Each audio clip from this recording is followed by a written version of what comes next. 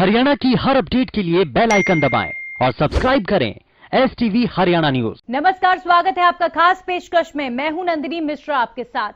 बात करेंगे यमुनानगर की, जहां पर एनजीटी के नियमों की धज्जियां उड़ाई जा रही हैं। यहां पर परमिशन फॉर्मल्डिहाइड प्लांट्स के सिर्फ 2 खुले होने की है, लेकिन यहां खुले हैं 9 फॉर्मल्डिहाइड प्लांट्स।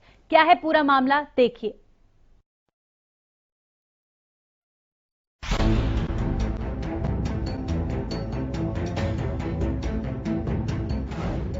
ताक पर सरकारी फरमान, एनजीटी के आदेशों की धज्जियां, धड़ल्ले से चल रहे अवैध प्लांट्स। जी हां, ये नजारा है यमुनानगर का, जहां रोक के बावजूद और बगैर एनवायरमेंट क्लियरेंस के फॉर्मल्डिहाइड प्लांट धड़ल्ले से चल रहे हैं। बता दें कि एनजीटी ने इन प्लांट्स को बंद करने के आदेश दिए हैं, बावजूद इसके प्लांट पर काम जारी है। मामले में जिम्मेदारों को फटकार भी लगाई जा चुकी है, बावजूद इसके मामले ज्यों के त्यों हैं। शर्तें पूरी न होने की वजह से पहले भी इन प्लांट्स को बंद किया गया था, लेकिन उस वक्त बिना एनवायरमेंट क्लियरेंस के फॉर्मल्डिहाइड प्लांट्स को प्रदेश सरकार ने 6 महीने चलाने का टाइम दिया। इसके बाद मामला फिर एनजीटी में चला गया, जिस पर सुनवाई करते हुए एनजीटी ने कहा कि बिना एनवायरमेंट क्लियरेंस के इन प्लांट को चलाने की परमिशन देना राज्य सरकार के अधिकार क्षेत्र में नहीं है और ये प्लांट किसी भी सूरत में नहीं चल सकते। लेकिन इन आदेशों के बावजूद भी कुछ प्लांट चल रहे हैं। वहीं इस मामले में प्रदूषण बोर्ड की रीजनल अधिकारी निर्मल कश्यप ने कहा कि वो इस मामले की जांच करवाएंगी और अगर कोई प्लांट चल रहा है तो उस पर तुरंत कार्रवाई भी की जाएगी। हमने अपनी तरफ से जो विभागीय कार्रवाई बनती थी कि जो यूनिट बिना एनवायरमेंट क्लियरेंस के चल रहे हैं उनको हमने सील कर दिया था। बट जैसे कि फॉर्मल्डिहाइड यूनिट है, इनका जो बिजनेस है directly related with plywood industry है, तो प्लाईवुड इंडस्ट्रीज और फॉर्मल्डिहाइड यूनिट को रिलीज देते स्टेट गवर्नमेंट ने इनको 6 महीने के लिए ऑपरेशन का टाइम दिया था एनवायरमेंट क्लियरेंस ऑब्टेन करने के लिए। बट मीनवाइल ये हमारे पास अभी तक इन्होंने एनवायरमेंट क्लियरेंस सबमिट नहीं करी है और एक एडिशनली एनजीटी ने भी डायरेक्शन दे दी है कि अब बिना एनवायरमेंट क्लियरेंस के ये नहीं चलेंगे। तो अकॉर्डिंगली अब ये प्लांट नहीं चल सकते और जैसे आप बता रहे हो, अगर कोई ऐसा हमें चलता मिलता है तो मैं इसके तुरंत ही आज ही इंस्पेक्शन कराऊंगा, तो हम उससे कार्रवाई करेंगे। उधर स्थानीय प्रशासन ने भी मामले को लेकर गंभीरता दिखाई। इस मामले में यमुनानगर के डीसी गिरीश अरोड़ा ने कहा कि इस विषय को लेकर वो प्रदूषण बोर्ड के अधिकारियों से जवाब तलब करेंगे। एक टीम गठित की जाएगी जो इस मामले की जांच करेगी और जो भी नियमों का उल्लंघन करेगा उसके खिलाफ सख्त एक्शन लिया जाएगा। इसमें तो क्लियर ही है कि जो भी प्लांट नियमों का उल्लंघन करते पाए जाते हैं, और आप बता रहे हो कि 3 मई और 3 मई के बाद आज तो 14 जून है, वो इतने टाइम में इंस्पेक्शन नहीं हुआ। थोड़ी देर पहले वो एक मीटिंग में आए हुए थे आरओ पोल्यूशन कंट्रोल बोर्ड, तो उनसे जवाब तलब करते हैं जी कि क्यों ऐसे प्लांट चल रहे हैं जो कि प्रतिबंधित हैं।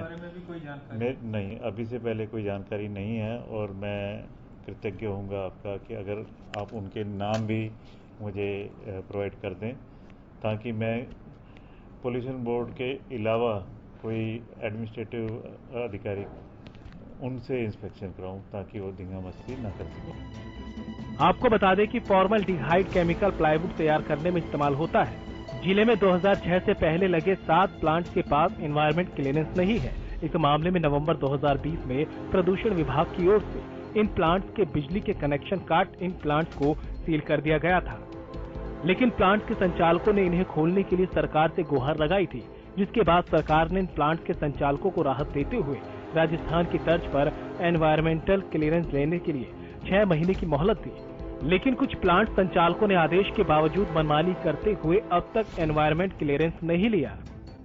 अब देखना होगा कि एनजीटी के नियमों की अवहेलना कर चल रहे इन प्लांट्स पर क्या कार्रवाई होती है। हरियाणा न्यूज के लिए यमुनानगर से सुमित ओबेरॉय की रिपोर्ट।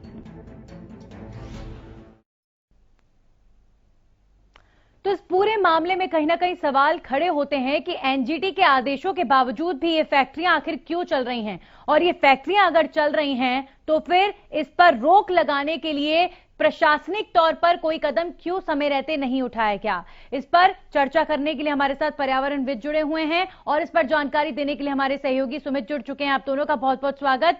सुमित, सबसे पहले आप इस पूरे मामले को लेकर जानकारी दें कि पहले इन फैक्ट्रियों को एनवायरमेंट क्लियरेंस के लिए समय दिया गया, 6 महीने का वक्त सरकार की तरफ से दिया गया था, लेकिन एनजीटी ने सरकार के इस फैसले को सिरे से खारिज किया और इन फैक्ट्रियों को बंद करने के आदेश दिए।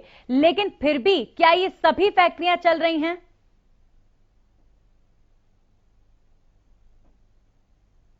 और कहा गया था कि एनवायरमेंट क्लियरेंस नहीं है, उन सबको बंद कर दिया जाएगा। तो यमुनानगर में 7 ऐसे प्लांट थे जो कि 2006 से पहले यमुनानगर के अंदर लगे थे और उनके पास एनवायरमेंट क्लियरेंस नहीं था और इसको लेकर 2020 के अंदर नवंबर महीने के अंदर प्रदूषण विभाग की तरफ से कार्रवाई की गई थी और इन सभी के बिजली के कनेक्शन काट के जो है इनको सील कर दिया गया था। और उसके बाद संचालकों ने इसको दोबारा से चलाने के लिए सरकार से गुहार लगाई थी, जिसके बाद जो है प्रदेश सरकार ने इन्हें 6 महीने का समय दिया था। लेकिन फिर से एक बार मामला एनजीटी के पास पहुंचा तो एनजीटी का ये कहना था कि इसको परमिशन देना राज्य सरकार के अधिकार क्षेत्र के अंदर नहीं है, जिसके बाद जो है पुणे आदेश देते हुए एनजीटी ने न सिर्फ हरियाणा के अंदर बल्कि पूरे देश के अंदर जो 100 डीफॉर्मल हाइड्रेट प्लांट थे जो बिना एनवायरमेंट क्लियरेंस से चल रहे थे उनको बंद करने के आदेश दिए थे। और इन आदेशों के लगभग जो है 12-13 दिन बीत जाने के बाद भी जो 7 प्लांट थे बिना एनवायरमेंट क्लियरेंस के जो यमुनानगर के अंदर चल रहे थे, उनमें से कुछ प्लांट जो है इन आदेशों की धज्जियां उड़ाते हुए चल रहे थे। हालांकि इन संचालकों से जब बात करने की कोशिश की गई तो उनके द्वारा बात भी नहीं की गई। हालांकि वो जो वहां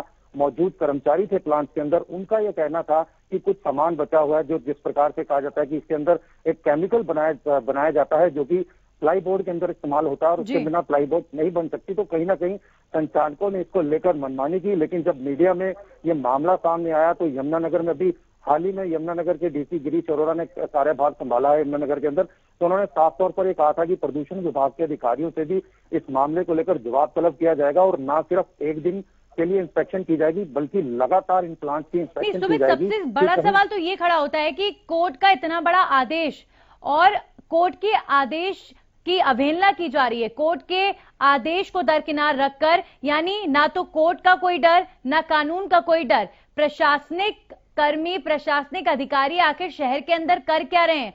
क्या इनको पता नहीं था कि ये फैक्ट्रियां चल रही हैं या फिर जानबूझकर नजरअंदाज किया जा रहा था? बिल्कुल, ये पूरा का पूरा मामला पोल्यूशन विभाग के संज्ञान में था। हालांकि क्योंकि इससे पहले भी जब ये 6 महीने की मोहलत इन संचालकों द्वारा ली गई थी, उससे पहले प्रदूषण विभाग द्वारा ही इन सभी को जो है एनजीटी के आदेशों पर जो है इनको सील किया गया था सभी प्लांट्स को, लेकिन वो 6 महीने की मोहलत ली थी। उसके बाद जब फिर मामला एनजीटी के अंदर गया और फिर से जो आदेश 3 जून को आए तो उसकी साफ तौर पर धज्जियां यहाँ पर उड़ती दिखाई दी। हालांकि प्रशासनिक अधिकारी और प्रदूषण विभाग के अधिकारी ये दावा कर रहे हैं कि अगर इस प्रकार का कोई भी प्लांट चलता हुआ पाया गया तो उसके खिलाफ कड़ी कार्रवाई की जाएगी। लेकिन मैं बता दूं कि जिस प्रकार से अब दावा किया जा रहा है, लेकिन जब 3 जून को आदेश पारित हुए थे उसके बाद जो लगता है कि विभाग द्वारा कोई भी चेकिंग नहीं की गई, जिसके चलते जो है संचालकों ने इस नियम को ठेंगा दिखाया और इतने दिनों तक ये प्लांट जो है कुछ प्लांट 7 प्लांट के अंदर कुछ प्लांट जो है अनदेखी करते हुए नियमों की साफ तौर पर चलाए जा रहे थे। लेकिन अब प्रशासन इस पूरे मामले के अंदर कड़ा एक्शन लेने की बात कह रहा है। उनका कहना है कि ना सिर्फ एक दिन इंस्पेक्शन की जाएगी बल्कि लगातार इस मामले को लेकर इंस्पेक्शन की जाएगी। और एक दिन पहले इस मामले को लेकर अब सीएम विंडो पर भी शिकायत दी गई है कि एनजीटी के नियमों की धज्जियां उड़ाई जा रही हैं और नियमों के आदेशों का जो पालन ना करने के चलते अब देखना होगा कि किस प्रकार का एक्शन लिया जाता है, क्योंकि पिछली बार जो आदेश आए थे उसके बाद जो है इन्हें पूरे तरीके से सील कर दिया गया था। तो फिलहाल अभी इस प्रकार का जो है कुछ नहीं, सील वगैरह नहीं यहाँ पर किया गया, लेकिन अब देखना होगा कि क्या एक्शन यहाँ पर लिया जाता है। चलिए सुमित, आप बने रहिए हमारे साथ, एक बार फिर से आपके पास वापस लौटेंगे। हमारे साथ पर्यावरणविद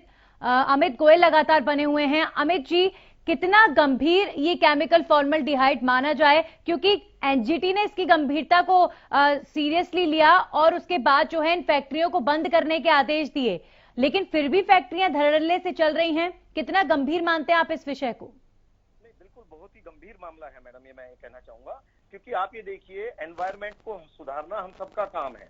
आप देखेंगे सेकंड वेव जब चली तो सबसे ज्यादा हमें दिक्कत ऑक्सीजन की आई, जो एनवायरमेंट की वजह से हमें परेशानी बनी। सरकार और प्रशासन को इन फैक्ट्रियों के खिलाफ सख्त से सख्त कार्रवाई करनी चाहिए। सरकार पहले भी इनको 6 महीने का समय दे चुकी है और ऐसे समय देने के बाद भी अगर ये ऐसे ही चलता रहा तो हमें लगता है कि ये तो बहुत बड़ी परेशानी का कारण बनेगा।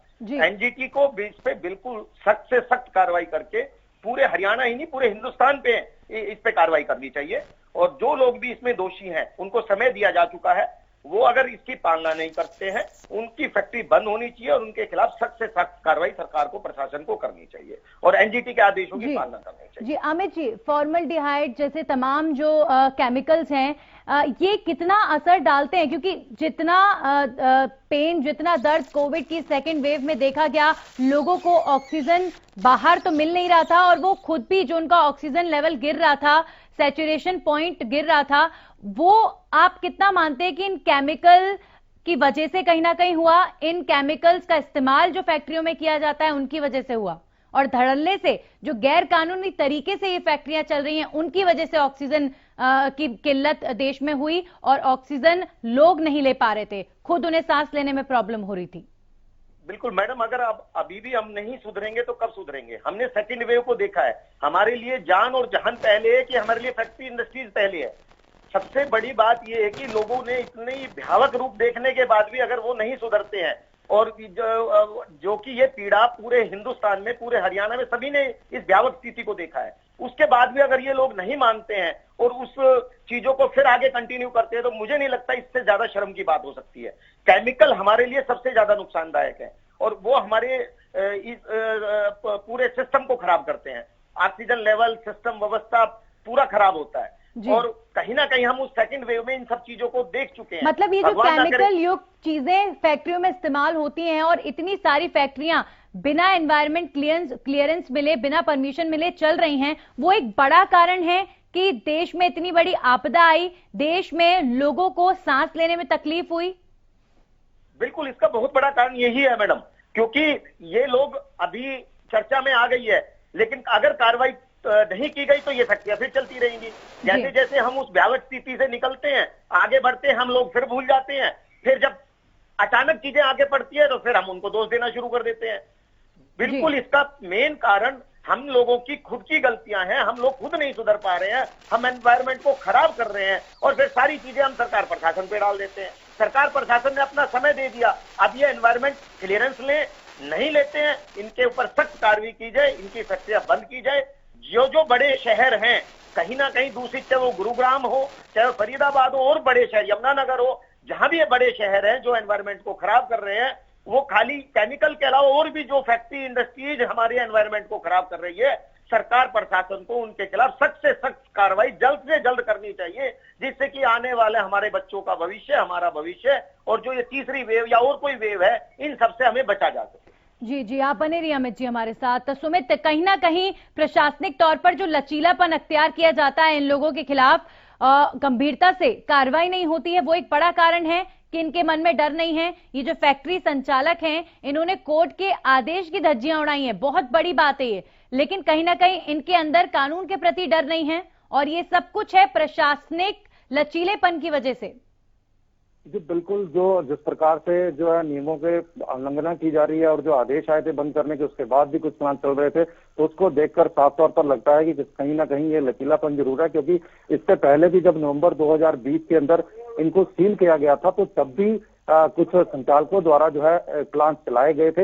हालांकि उसके बाद जो है पोल्यूशन विभाग ने फिर से एक्शन देते एक प्लांट के ऊपर 50 लाख रुपए का जुर्माना भी किया था और उसका जो बिजली का कनेक्शन था वो भी काट दिया था कि ताकि दोबारा से इसको ना चलाया जा सके। तो कहीं ना कहीं अब इस चीज को लेकर जिस प्रकार से अगर हम बात करें तो 3 जून से आदेश आए हुए हैं और 3 जून से लेकर आज अगर हम बात करें तो लगभग 13-14 दिन बीत जाने के बाद भी जो है इस तरीके की जो बात सामने आना, तो कहीं ना कहीं ये है कि इन लोगों को ना तो प्रशासन का डर है और ना ही जो नियम बनाए गए हैं उनका डर है। क्योंकि नियमों को ताक पर रखकर इस प्रकार से जो है इनको संचालकों द्वारा जो कुछ प्लान इनको चलाया गया, तो कहीं ना कहीं साफ तौर पर ये लगता है कि नियमों को ठेंगा यहाँ पर दिखाया जा रहा है। लेकिन जिस प्रकार से अब प्रशासन दावा कर रहा है कि इनके ऊपर कड़ा एक्शन लिया जाएगा, जिस प्रकार से प्रदूषण विभाग के अधिकारियों का भी कहना है कि एक जुर्माने का भी प्रावधान है, तो अब देखना होगा कि जो प्लांट संचालक अभी तो फिलहाल जिस प्रकार से मीडिया में मामला आया तो हमें जानकारी मिल रही है कि उसके बाद से ही जो प्लांट चलाए जा रहे थे वो कहीं ना कहीं अब फिलहाल के लिए बंद किए गए हैं। तो अब ऐसे में देखना होगा कि आगे किस प्रकार की प्रशासन इन पर कार्रवाई करता है। बिल्कुल, और इंतजार देखिए सख्त कार्रवाई का है, भारी जुर्माने का है,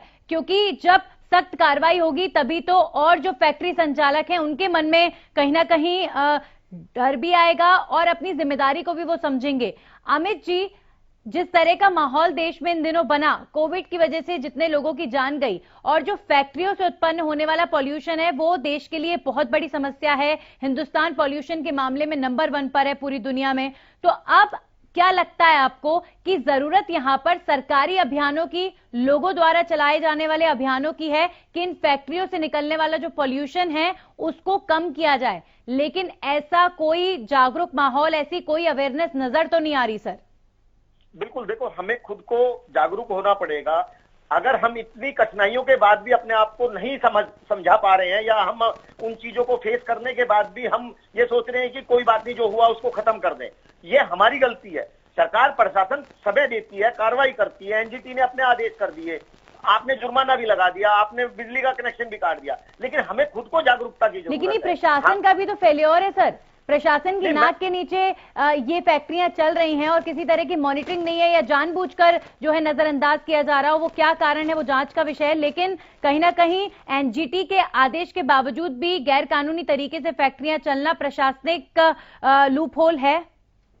नहीं, बिल्कुल, देखो 3 तारीख को अभी आदेश जारी हुए हैं, आज 16 तारीख हुई है। मीडिया में भी ये मामला आया है। अभी मैं सुन रहा था कि प्रशासन भी कार्रवाई करना, जल्द से जल्द कार्रवाई करेगा। हो सकता है कहीं ना कहीं प्रशासन ने थोड़ी सी लेट हो गया मामला, लेकिन अब इतना मामला उठने के बाद प्रशासन और सरकार की जिम्मेवारी बनती है कि इनके खिलाफ सख्त से सख्त कार्रवाई की जाए, एनजीटी के जो आदेश हैं उनकी पालना की जाए और इनको एनवायरमेंट क्लियरेंस लेने के लिए बाधित किया जाए। अगर ये नहीं लेते हैं और उस नॉर्म्स पे पूरा नहीं उतरते हैं तो इनकी फैक्ट्रियों को सील कर दिया जाए। साथ ही साथ सरकार को, प्रशासन को एक मुहिम भी चलानी चाहिए, हम सब लोगों को एक जागरूकता अभियान भी चलाना चाहिए कि आने वाले समय में हमें एनवायरनमेंट को बचाना बहुत जरूरी है। ये कंक्रीट की बिल्डिंग, इंडस्ट्रीज, फैक्ट्री और जो सिस्टम को हम खड़ा कर रहे हैं, आने वाला जब हमारा भविष्य ही नहीं होगा, हमारी जान ही नहीं बचेगी, तो इन सब चीजों को हम खड़ा करके, जंगल खड़ा करके, कंक्रीट का जंगल खड़ा करके हम अपने आप को कैसे बचा पाएंगे? हमें पेड़ पौधों का जंगल चाहिए। एनवायरनमेंट को सुधारना है कि हमें कंक्रीट का जंगल, इंडस्ट्रीज का जंगल, जो आबा हवा कहीं है ही नहीं साफ सुथरी, हम जी नहीं पा रहे हैं, हमें उसको खड़ा करने में क्या फायदा मिलेगा? तो सरकार प्रशासन को भी सख्ती से इन पे कानून लागू करना चाहिए, इनके खिलाफ कार्रवाई करनी चाहिए, एनजीटी के आदेशों की पालना होनी चाहिए, और हमारा आने वालों बच्चों का जो भविष्य है उसको हमें सुधारना है तो हमें खुद में भी जागरूकता लानी पड़ेगी। खुद को भी हमें आगे आके अपने आप को भी समझाना और लोगों को भी हमें साथ लेके इस एनवायरनमेंट के प्रति अपने आप को सचेत करना है कि भाई हम बचेंगे तो परिवार बचेगा। ये मेरी एक। बिल्कुल अमित जी, आपने बिल्कुल सही कहा। कहीं ना कहीं ये बात सच है कि पर्यावरण को फॉर ग्रांटेड लिया गया और जो सलूक पर्यावरण के साथ किया हमने, आपने, सबने, उसका कहीं ना कहीं खामियाजा सभी लोगों ने भुगता है। और ये जो वक्त है ये सीख लेने का वक्त है। हमें इस वक्त से सीख लेना चाहिए कि पर्यावरण के साथ खिलवाड़ ना करें। जो ये फैक्ट्री ओनर्स हैं जो बिना सोचे समझे एनजीटी के आदेशों की धज्जियां उड़ा रहे हैं, एक बार फिर से मैं अपने तमाम दर्शकों को बता दूं कि यमुनानगर का ये मामला है जहां पर फॉर्मल्डिहाइड केमिकल इन फैक्ट्रियों में यूज किया जाता है और इन फैक्ट्रियों पर एनजीटी द्वारा रोक लगा दी गई। लेकिन उस फैसले के बावजूद भी ये फैक्ट्रियां धड़ल्ले से चली और जब ये मामला उठा उसके बाद जो है प्रशासन जागा और अब आगे कार्रवाई की बात की जा रही है। सुमित, अगर इन तमाम फैक्ट्रियों की मैं बात करूं तो कुल 2 फैक्ट्रियों को इजाजत दी गई, 7 अवैध रूप से चल रही हैं। अभी फिलहाल क्या करंट स्टेटस है इन तमाम फैक्ट्रियों का जो इलीगल रूप से चल रही थी, और इनके तमाम जो ओनर्स हैं वो इस पूरे मामले पर क्या कह रहे हैं? फिलहाल जो इनके संचालक हैं वो अभी कुछ भी बोलने को तैयार नहीं है। हालांकि जब मीडिया ने इस मामले को कवरेज की थी तो वहां मौजूद कुछ कर्मचारी थे जहां कुछ प्लांट चल रहे थे मानकपुर के अंदर, तो उनके द्वारा कहा गया था कि कुछ सामान जो है केमिकल बनाने का बचा है उसको खत्म करने के बाद जो है देर शाम इसको बंद कर दिया जाएगा। लेकिन उसके बावजूद भी इसको चलाया गया। लेकिन अब फिलहाल जिस प्रकार से सीएम विंडो पर भी इस मामले की शिकायत दी गई, मीडिया जो है प्रिंट मीडिया और इलेक्ट्रॉनिक मीडिया के माध्यम से ये जब पूरा का पूरा मामला उठाया गया तो प्रशासन द्वारा भी इसमें कड़ी कार्रवाई की बात की गई। और जो यमुनानगर के डीसी गिरीश अरोड़ा है उन्होंने साफ तौर पर कहा था कि कोई भी यूनिट चलती हुई मिली, कोई भी प्लांट चलता हुआ मिला तो उसके खिलाफ कड़ी कार्रवाई के साथ साथ कड़ा जुर्माना लगाया जाएगा, ताकि इसके अलावा जो अन्य लोग अगर इस प्रकार की गलती करते हैं, नियमों की धज्जियां उड़ाते हैं, तो उनके लिए भी एक सख्त संदेश यहाँ पर जाएगा। तो फिलहाल यही जानकारी मिल रही है कि मीडिया के अंदर ये मामला आने के बाद फिलहाल जो है प्लांट जो है अभी फिलहाल बंद है। अब देखना होगा हमारे कि साथ पर्यावरण के ये जो वक्त है, यही उम्मीद लोगों से हम करते हैं कि अब तो कम से कम सुधर जाएं। पर्यावरण के साथ जो व्यवहार किया गया है उस पर कम से कम अब तो अवेयरनेस हो। लेकिन यमुनानगर में एनजीटी के आदेशों की अवहेलना करते हुए फैक्ट्रियां धड़ल्ले से चली। इस पूरे मामले पर आपकी राय क्या है और ये जो गैर जिम्मेदाराना रवैया है लोगों का, तमाम लोगों का, इसका इलाज क्या है? देखिए, सबसे पहले शिवानी जी, एनवायरमेंल क्लियरेंस नहीं मिला है अगर किसी फैक्ट्री को, तो बिना एनवायरमेंटल क्लियरेंस के अगर कोई फैक्ट्री ऑपरेशन चल रहा है तो सबसे पहले तो हमारे अथॉरिटीज हैं उन सबसे पहले तो इसके लिए रिस्पॉन्सिबल वही हैं। अगर एसिड फॉर्मल्डिहाइड जैसे एसिड की अगर मैन्युफैक्चरिंग हो रही है और विदाउट एनवायरमेंटल क्लियरेंस, तो बहुत बड़ा सवाल उठता है उन अथॉरिटीज से, और जो जिनकी चेक्स एंड बैलेंसेस जो मेंटेन करते हैं, इनके पास एनजीटी के ऑर्डर्स को भी अगर वायलेट किया जा रहा है तो फिर उसके बाद इंसान नेक्स्ट कहाँ पे जाए? अगर सुप्रीम कोर्ट हर जना जा इससे ज्यादा क्या करेगा इंसान? सही बात है। और सुप्रीम कोर्ट हर जना जा भी नहीं सकता। इंसान के पास रिसोर्सेज, ना एनजीओ के पास वो रिसोर्सेज है, ना इंडिविजुअल्स के पास वो रिसोर्सेज है। तो मे बी प्रशासन, डीसी के ऑफिस से कुछ सख्त कार्रवाई करनी चाहिए।